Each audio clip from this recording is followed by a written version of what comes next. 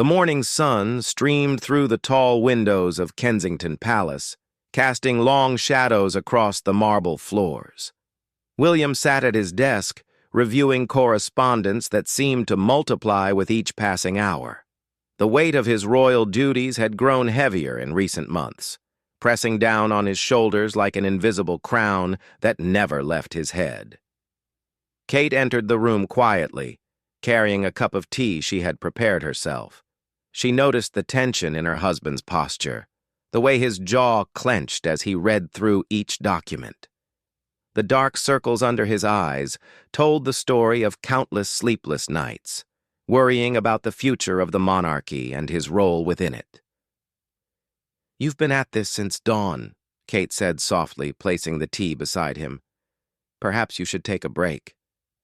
William looked up, managing a weak smile. "There's too much to do, Kate. The preparations for the upcoming tour, the charity commitments, the meetings with Parliament. Sometimes I wonder if I'm truly ready for all of this responsibility." Kate studied her husband's face, seeing the vulnerability he rarely allowed others to witness. The public saw Prince William as confident and assured, but she knew the man behind the title struggled with self-doubt and the enormous expectations placed upon him. Meanwhile, across London at Clarence House, Camilla sat in her private study, carefully reviewing newspaper clippings and social media reports. Her assistant had compiled a thorough analysis of public opinion regarding William and Kate's recent appearances. The numbers were concerning, at least from Camilla's perspective. "The polls show increasing support for William as the next king," her assistant reported.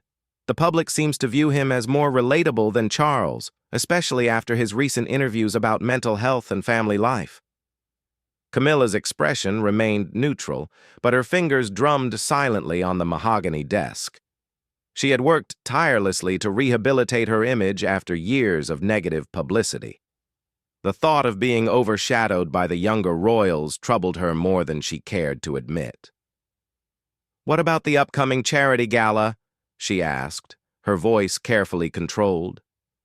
"Are William and Kate attending?" "Yes, ma'am. They're scheduled to be the guests of honor. The event is expected to raise significant funds for their mental health initiative." Camilla nodded slowly, her mind already working through possibilities. She had learned long ago that timing was everything in royal life.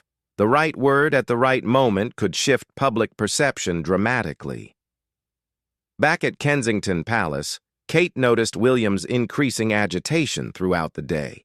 He snapped at staff members over minor issues and seemed unable to focus during meetings. She had seen these signs before, during particularly stressful periods in their lives. "William, you need to slow down," she said during a quiet moment between appointments. "You're pushing yourself too hard." "I can't afford to slow down," he replied, loosening his tie with frustrated movements. "There are expectations, Kate. People depend on us to be perfect, to never show weakness." Kate reached for his hand, feeling the tremor in his fingers. "You don't have to be perfect. You just have to be yourself." The afternoon brought a series of challenging meetings. William faced criticism from senior courtiers about his approach to certain protocols. They questioned his decisions regarding modernizing the monarchy, suggesting his ideas were too radical for traditional supporters. "Your Royal Highness," one elderly advisor said with barely concealed disapproval, "the institution has survived for centuries precisely because it maintains certain standards and traditions. Perhaps these changes you propose are premature." William felt his chest tighten as he listened to their concerns. Every suggestion he made seemed to meet resistance. Every attempt to bring the royal family closer to the people was viewed with suspicion by those who preferred the old ways. The stress began manifesting physically.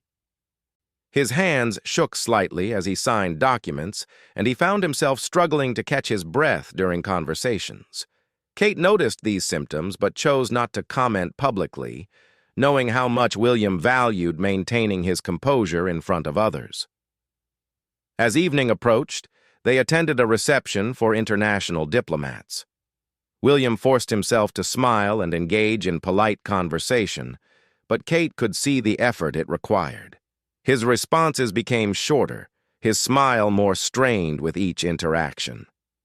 During the reception, Camilla arrived with Charles, making a grand entrance that drew attention from the assembled guests.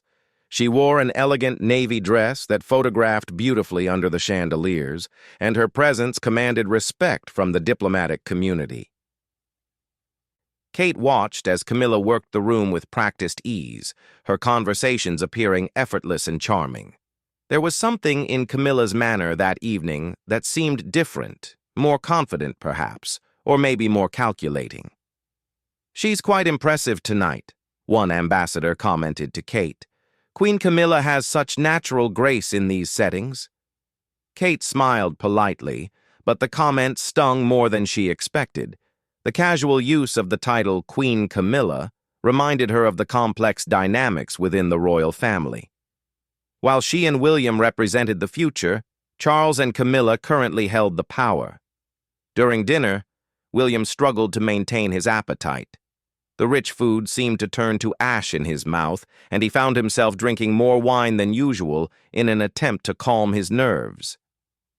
Kate kept a watchful eye on him while maintaining her own conversations with the seated guests. "Are you feeling all right?" she whispered during a lull in conversation. "Just tired," William replied, but his voice carried a quality that worried her. There was a breathlessness to his words that hadn't been there earlier. As the evening progressed, William's condition worsened. He excused himself from the table twice, claiming to need fresh air. Each time he returned, he looked paler and more strained. Kate began making subtle excuses to shorten their remaining obligations for the evening. Camilla observed these interactions from across the room, her trained eye noting every sign of distress that William displayed. She had decades of experience reading the subtle cues that indicated when someone was struggling under pressure. During a brief moment when Kate stepped away to speak with other guests, Camilla approached William at the bar where he stood alone, gripping his glass with white knuckles. "Challenging evening," she said casually, ordering herself a gin and tonic. "These diplomatic functions can be quite draining." William nodded, not trusting his voice to remain steady if he spoke. Camilla studied his profile, noting the perspiration on his forehead despite the comfortable temperature in the room. "You know," she continued in a conversational tone, "your father experienced similar pressures when he was younger. The weight of expectation can be overwhelming, especially for someone as conscientious as yourself." Her words were carefully chosen, offering sympathy while subtly highlighting William's apparent vulnerability. She understood that sometimes the most effective influence came through seeming support rather than direct confrontation. "The key," Camilla added, "is learning to pace oneself. The monarchy is a marathon, not a sprint." William looked at her then, trying to read the intention behind her words. Was this genuine concern, or something else entirely? His stress-clouded judgment made it difficult to assess her motivations clearly. As the reception finally wound down, William felt his strength ebbing away like tide pulling back from shore.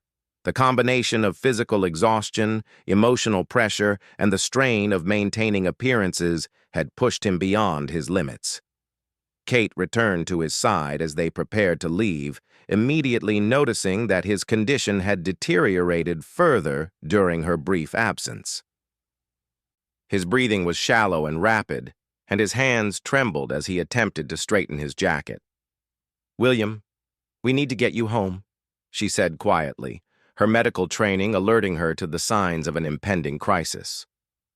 "I'm fine," he insisted, but his voice betrayed him, coming out as barely more than a whisper. "Just need a moment." The car ride back to Kensington Palace passed in tense silence. Kate watched her husband struggle with each breath, his body fighting against the accumulated stress and exhaustion. She considered calling for medical assistance, but knew William would resist any suggestion that might create a public incident. By the time they reached their private quarters, William could barely stand without support. Kate helped him to their bedroom, where he sat heavily on the edge of the bed, his head in his hands. "I can't do this anymore, Kate," he said, his voice breaking with emotion. "The pressure, the expectations, the constant scrutiny. I feel like I'm drowning, and no one understands what it's really like." Kate knelt beside him, her heart breaking as she witnessed her strong, capable husband crumble under the weight of his responsibilities. She had always known this day might come, when the burden would finally prove too much for even his broad shoulders to bear. The palace around them fell silent as the night deepened, but Kate knew that their struggles were far from over. Somewhere in the darkness, others were watching, waiting, and perhaps even planning for what might come next. The early morning hours brought no relief to Kensington Palace. Kate had barely slept, keeping watch over William as he tossed restlessly beside her. His breathing remained labored, and occasional whispers escaped his lips as he fought battles even in his dreams. At sunrise, Kate made the difficult decision to call their personal physician, Dr. Harrison, despite knowing William would object to any medical intervention that might become public knowledge. The doctor arrived discreetly through a private entrance, his presence known only to the most trusted staff members. "His blood pressure is dangerously elevated," Dr. Harrison explained quietly to Kate after his examination. "The stress has pushed his system beyond its limits. He needs complete rest, away from all royal obligations." "You know that's impossible," Kate replied, though her voice carried the weight of desperate hope. "He won't agree to step back, and the palace will never allow it so close to the tour." Dr. Harrison nodded grimly. He had treated enough royal family members to understand the impossible situation they faced. The show must always go on, regardless of personal cost. "Then we'll need to manage his condition carefully," he said, preparing a mild sedative. "But Kate, I must warn you that if he continues at this pace, we could be looking at something far more serious than exhaustion." Meanwhile, news of William's condition had somehow reached certain circles within the palace hierarchy. Whispers traveled through the ornate corridors, carried by staff members who had noticed the prince's struggles the previous evening. Camilla learned of the situation before noon, though she maintained her scheduled appointments as if nothing had changed. Her secretary briefed her on the developments while she reviewed her calendar for the upcoming weeks. "Prince William has canceled his morning engagements," the secretary reported. "The official statement cites a minor illness, but sources suggest it may be more serious."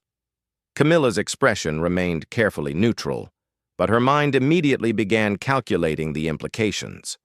If William was unable to fulfill his duties, it would create opportunities for others to step forward and demonstrate their capability. "Clear my afternoon schedule," she instructed. "I want to visit Kensington Palace to check on William's condition. It would be inappropriate not to show family concern during this time." Her secretary nodded, recognizing the political wisdom in Camilla's decision. A show of support would demonstrate her compassionate nature, while also positioning her as a stable presence during a potential crisis. At Kensington Palace, William had awakened feeling slightly better, but remained extremely weak. The medication had helped regulate his breathing, but the underlying stress and pressure remained unchanged. Kate sat beside him, gently encouraging him to eat something substantial for the first time in days. "The children have been asking about you," she said softly, hoping to provide motivation for his recovery. "George wanted to know when you'll be well enough to play football again." William managed a weak smile at the mention of their son. His family remained his greatest source of strength, even when everything else seemed to be crumbling around him. But the thought of disappointing his children added another layer of burden to his already overwhelmed mind. "I don't want them to see me like this," he admitted. "They need to believe their father is strong, that he can handle whatever comes." Kate understood his concern, but also recognized the importance of showing their children that vulnerability was not weakness. She had learned this lesson during her own struggles with public life and the intense scrutiny that came with royal marriage. A gentle knock interrupted their conversation. One of the staff members announced that Queen Camilla had arrived and requested permission to visit. Kate and William exchanged glances, both understanding the complex dynamics that such a visit would entail. "We can't refuse," William said quietly. "It would appear rude, and we can't afford any additional criticism right now." Camilla entered the private sitting room with practiced grace, carrying flowers and wearing an expression of genuine concern. Her presence filled the space with a subtle authority that reminded everyone of her position within the royal hierarchy. "My dear William," she said warmly, approaching his chair with what appeared to be maternal affection. "I was so worried when I heard you weren't feeling well. You looked quite pale last evening." Kate watched the interaction carefully, noting how Camilla's concerns seemed genuine while also serving her strategic interests. Every word was carefully chosen to demonstrate care while subtly emphasizing William's apparent weakness. "I'm feeling much better, thank you," William replied, though his voice still carried traces of exhaustion. "Just needed a bit of rest." Camilla settled into a nearby chair, making herself comfortable as if planning an extended visit. She spoke about various family matters and upcoming obligations, gradually steering the conversation toward William's recent struggles with royal duties. "You know," she said thoughtfully, "your father went through similar challenges when he was preparing for increased responsibilities. The transition can be quite overwhelming, especially for someone as dedicated as yourself." Her words carried multiple meanings. On the surface, they offered understanding and support. Beneath, they suggested that William's struggles were part of a pattern, perhaps indicating that he wasn't quite ready for the weight of future kingship. Kate felt her protective instincts stirring as she listened to Camilla's carefully crafted sympathy. She recognized the subtle undermining hidden within the supportive language, but couldn't respond directly without appearing paranoid or ungrateful for the visit. "William has always been very committed to his duties," Kate said carefully, "perhaps too committed at times. He tends to put tremendous pressure on himself to meet everyone's expectations." Camilla nodded sympathetically. "That's admirable, but it's important to recognize one's limits. The monarchy requires leaders who can maintain stability over the long term, not just intense bursts of activity." The implication was clear to everyone in the room.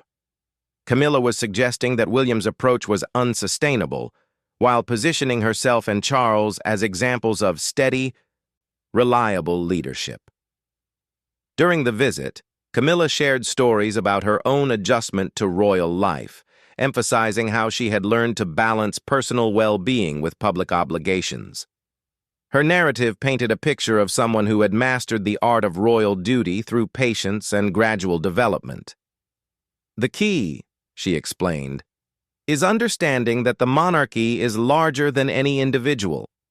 Sometimes the most selfless thing one can do is step back and allow others to carry the load."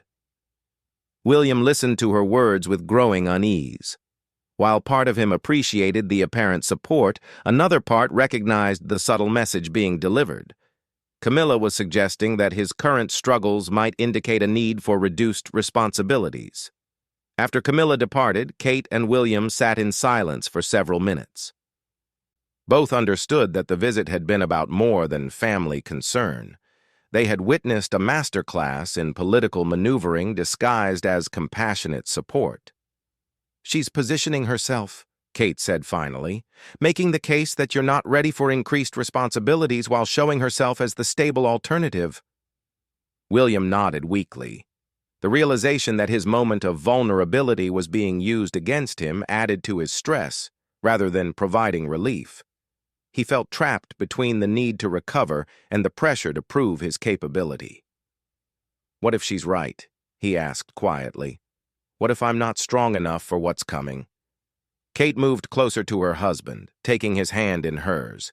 She could see that Camilla's visit had planted seeds of doubt that would be difficult to overcome in his current state. "You're one of the strongest people I know," she said firmly, "but even the strongest people need support and time to recover. That doesn't make you weak or unfit for leadership." The afternoon brought additional challenges as news of William's condition began leaking to the press. Palace communications staff worked frantically to manage the narrative, but rumors spread faster than official statements could address them. Headlines began appearing online within hours. Prince William's health scare raises, questions about royal succession, and future king struggles under pressure of royal duties. Each article added to the speculation about William's fitness for eventual kingship. Kate monitored the media coverage with growing alarm. She could see how each story built upon the previous ones, creating a narrative of weakness and instability around her husband. The timing seemed suspiciously convenient for those who might benefit from William's perceived struggles. Dr. Harrison returned for an evening checkup, finding William's physical condition slightly improved, but noting concerning signs of depression and anxiety. The combination of personal health issues and external pressures had created a dangerous cycle that would be difficult to break.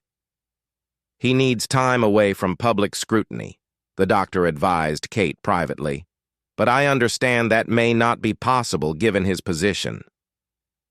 That evening, Charles called to discuss the situation. His conversation with William was brief but loaded with implications about the upcoming tour and William's ability to fulfill his commitments. While not explicitly stated, the subtext suggested that alternative arrangements might need to be considered. "Perhaps Camilla and I should take on a larger role during the tour," Charles suggested. "Just until you're feeling completely recovered, of course." William felt his heart sink as he listened to his father's words. He understood the practical necessity, but also recognized how such arrangements would be interpreted by the public and the press. Any reduction in his responsibilities would be seen as evidence of his inability to handle the pressures of future kingship. Kate watched her husband struggle with this latest development, seeing how each challenge seemed to drain more of his remaining strength. She realized that they were facing not just a health crisis, but a carefully orchestrated campaign to undermine William's position within the royal hierarchy. As night fell over Kensington Palace, Kate helped William prepare for bed, hoping that rest would bring some clarity to their increasingly complex situation. But she knew that the morning would bring new challenges, and somewhere in the shadows, Camilla was likely planning her next move in the delicate game of royal succession. The sounds of London traffic faded into the distance as the palace settled into quiet darkness. But neither Kate nor William found peace in the silence. They both understood that their real battle was just beginning. The third day brought an unexpected turn of events that would reshape everything. William awoke with clearer eyes and steadier breathing, though the emotional wounds from the previous days remained tender. Kate had spent the night researching stress management techniques and spoke with several trusted friends who had faced similar challenges in high-pressure careers. "I've been thinking," she said as they shared breakfast in their private quarters. "Maybe we've been approaching this all wrong. Instead of hiding your struggles, what if we were honest about them?" William looked puzzled. The idea of publicly acknowledging weakness went against everything he had been taught about royal protocol and public image. "Think about it," Kate continued. "Your mental health advocacy has been successful precisely because you've been willing to share personal experiences. Maybe this is another opportunity to connect with people who face similar pressures." The suggestion was radical, but intriguing. Instead of allowing others to control the narrative about his health crisis, William could take ownership of the story and use it to further important conversations about mental health and stress management. Meanwhile, Camilla was meeting with senior palace advisors to discuss contingency plans for the upcoming tour. She had spent considerable time the previous evening making phone calls and building support for increased responsibilities during William's recovery period. The situation requires careful handling, she explained to the gathered officials. We must show support for William while ensuring that royal obligations continue to be met at the highest standard. One advisor raised concerns about the optics of sidelining the future king during a time of vulnerability. The public may view any reduction in Prince William's role as premature or politically motivated. Camilla's smile remained diplomatic, but her response was firm. The monarchy's stability must take precedence over individual considerations. We're simply being practical about the situation. Her argument was compelling from an institutional perspective, but several advisors remained uncomfortable with the implications. They understood that decisions made during this crisis could have lasting effects on the royal succession. Back at Kensington Palace, William made a decision that would surprise everyone. He called a meeting with his communications team to discuss an unprecedented approach to addressing his recent health struggles. I want to be transparent about what happened, he announced, his voice stronger than it had been in days. Not in a way that creates drama or sympathy, but in a way that acknowledges the reality of stress and mental health challenges. His team exchanged uncertain glances. Public relations in the royal context typically involved carefully crafted statements that revealed as little as possible while maintaining dignity and privacy. "Your Royal Highness," his press secretary began carefully, "such an approach would be quite unconventional. Are you certain this is the best strategy?" William nodded firmly. "I've spent years advocating for mental health awareness. It would be hypocritical to hide when I face my own challenges. Besides, controlling the narrative is better than letting others shape it for their own purposes." Kate felt proud as she listened to her husband reclaim his agency in the situation. This was the William she knew, thoughtful, brave, and committed to using his platform for positive change, even when it required personal risk. The announcement was scheduled for that afternoon. William would give a brief interview acknowledging that he had experienced stress-related health issues, but was recovering well with proper support. He would use the opportunity to discuss the importance of recognizing warning signs and seeking help when needed. News of the planned interview reached Camilla's team within hours. She immediately recognized that William's proactive approach would undermine her carefully constructed narrative about his instability and need for reduced responsibilities. "We need to respond appropriately," she told her advisors. "Show support while maintaining our position about the need for institutional stability." However, Camilla's options were now limited. Any attempt to contradict William's own account of his condition would appear unsupportive and potentially damaging to family unity. The interview took place in the same room where William had struggled just days earlier. Kate sat beside him, providing silent support as he spoke candidly about the pressures of royal life and the importance of acknowledging when help is needed.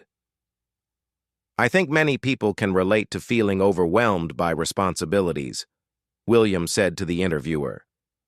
"The difference is that my struggles happen in public view, which adds another layer of complexity, but that also gives me an opportunity to model healthy responses to stress."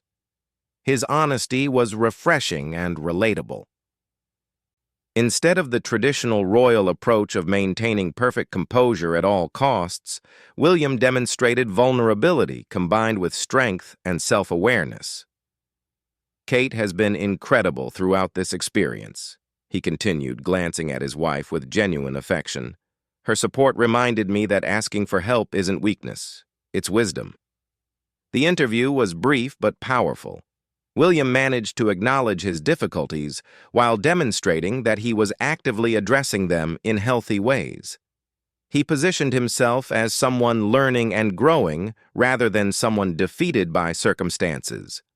Public reaction was overwhelmingly positive. Social media filled with messages of support and appreciation for William's honesty. Many people shared their own experiences with work-related stress and praised the prince for breaking down stigmas around mental health struggles. More importantly, William's approach effectively neutralized attempts to portray him as unfit for future responsibilities. By owning his story and demonstrating emotional intelligence, he showed qualities that many considered essential for modern leadership. Camilla watched the interview from Clarence's house, recognizing immediately that her strategy had backfired. Instead of appearing weak and unstable, William had emerged as more relatable and authentic than ever before. His willingness to show vulnerability had actually strengthened his public image. "The response has been remarkable," her press secretary reported later that evening. "Prince William's approval ratings have actually increased since the interview. The public seems to appreciate his honesty." Camilla maintained her composure, but privately felt frustrated by this unexpected development. She had underestimated William's ability to turn a crisis into an opportunity for deeper connection with the public. In the following days, William's recovery accelerated dramatically.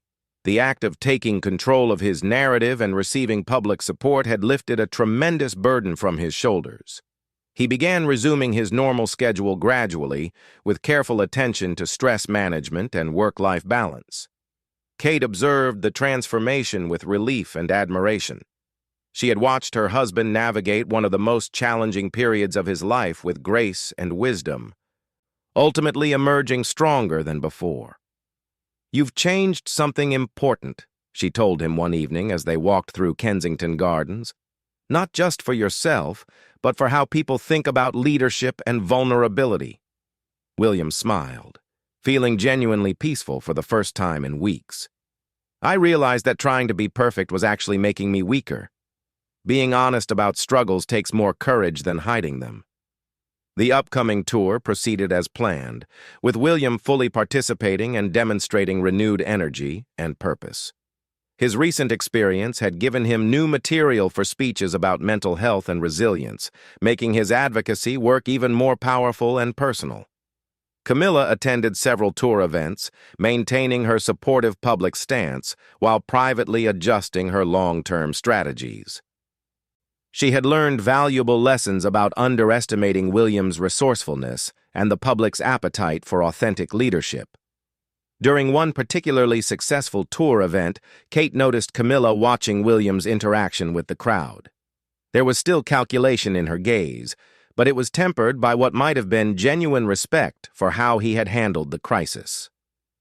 The evening concluded with a private family dinner, where the recent events were barely mentioned. Instead, they focused on upcoming projects and shared interests, maintaining the careful balance that royal family dynamics required. But Kate understood that something fundamental had shifted. William had proven his ability to transform adversity into strength, while Camilla had learned that direct challenges might not be the most effective approach for achieving her goals. As they returned to Kensington Palace that night, William felt genuinely optimistic about the future. The crisis that had threatened to destroy his confidence had instead taught him valuable lessons about authenticity, resilience, and the power of honest communication. "Thank you," he said to Kate as they prepared for bed, "for believing in me when I couldn't believe in myself." Kate smiled, knowing that their relationship had also grown stronger through the ordeal. They had faced external pressures and internal struggles together, emerging with deeper trust and understanding. The palace settled into peaceful quiet, but this time, the silence felt different. Where once there had been underlying tension and uncertainty, now there was a sense of resolution and strength. William had found his voice in a new way, and both he and Kate understood that this experience had prepared them for whatever challenges lay ahead. In the shadows, Camilla's smile had indeed lurked, but it had not achieved its intended purpose. Sometimes the greatest victories come not from avoiding conflict, but from facing it with courage and emerging transformed by the experience. William had learned this lesson in the most personal way possible, and both his family and the future of the monarchy were stronger for it.